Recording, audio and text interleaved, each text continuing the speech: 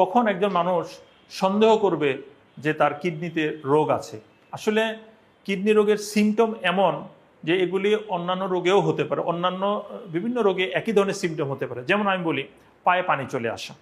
তো পায়ে পানি চলে আসার অনেক কারণ আছে। হার্টের রোগ থেকে আসতে পারে, লিভারের রোগ থেকে আসতে পারে, কিডনি রোগ থেকে আসতে পারে, থাইরয়েডের রোগ থেকে আসতে পারে, বিভিন্ন ওষুধের কারণে আসতে পারে, বিভিন্ন রোগ থেকে পায়ে পানি আসতে পারে। তো পায়ে পানি আসলে সাধারণত সব ডাক্তাররাই কিডনির পরীক্ষা নিরীক্ষা করে থাকেন।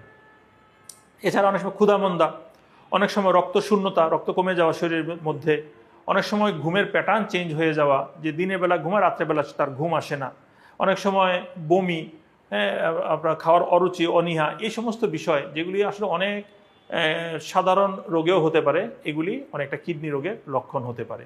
কাজে কিডনি রোগের আসলে সুনির্দিষ্ট লক্ষণ বলতে আমরা যেটা সবচেয়ে বেশি মিন করি যে শরীরে পানি চলে আসে, এটা কিডনি রোগের একটা বড় লক্ষণ। এছাড়া ছোট ছোট লক্ষণ যেগুলো আছে ওগুলি হলো কিডনির পরীক্ষা করে নেওয়া দরকার। একজন সুস্থ মানুষের আসলে বছরে 2 বার অন্তত ক্রিয়েটিনিন চেক করে নেওয়া উচিত, যে তার ক্রিয়েটিন ঠিক আছে কিনা, এবং ইউরিনের অ্যালবুমিন চেক করে নেওয়া উচিত। কিডনি রোগীর সবাইকে যে আমরা যে পানির একই ধরনের পরামর্শ দিই তা না, কিন্তু আসলে এক এক কিডনি রোগীর এক এক ধরনের পরামর্শ। বিশেষ করে যাদের শরীরে অলরেডি পানি জমে গেছে তাদেরকে তো টোটালি আমরা রোজা রাখতে নিষেধ করবো আমরা, তাদের পানির ব্যালেন্স করতে হবে।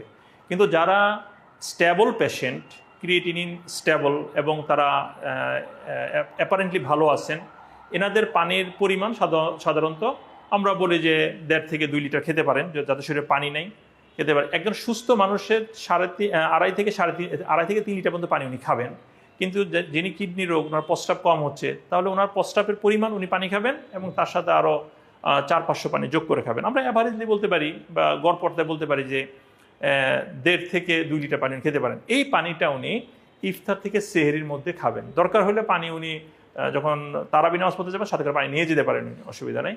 তো এর মধ্যে উনি পানি খাবেন। রোজায় যদি কিডনি ভালো রাখতে হয়, একটা কথা বলবো আমরা যে অপ্রয়োজনীয় খাবার দাবার, উদরপূর্তি খাবার দাবার, যেটাকে আমরা ফাস্টিং বলি, সেটা যেন ফিস্টিং না হয়ে যায়। আমাদের ফাস্টিং হয়ে যায় ফিস্টিং, আমরা ভোজ শুরু করে দিই। এই অপ্রয়োজনীয় খাবার দাবার আমরা অ্যাভয়েড করবো, 1 নম্বর। 2 হইতেছে যে আমরা ওষুধ যেগুলি আছে ওষুধের ডোজ মেনটেন করে রাতের বেলা সময় মতো নিব, 2 নম্বর। আর 3 নম্বর হচ্ছে আমরা রাতের বেলা একটু এক্সারসাইজ করার চেষ্টা করব। দিনের বেলা খালি পেটে এক্সারসাইজ করতে নিষেধ করা হয়, আমরা রাতের বেলা দরকার হলে এক্সারসাইজ করার চেষ্টা করি। যারা তারাবি নামাজ পড়েন তাদের আলাদাভাবে এক্সারসাইজ করার প্রয়োজন নাই। যদি তারাবি নামাজ না পড়ে থাকেন তাহলে আপনি অ্যাটলিস্ট 15 থেকে 20 মিনিট অবশ্যই এক্সারসাইজ করবেন, তাহলে আপনার কিডনি অনেকটাই ভালো থাকবে।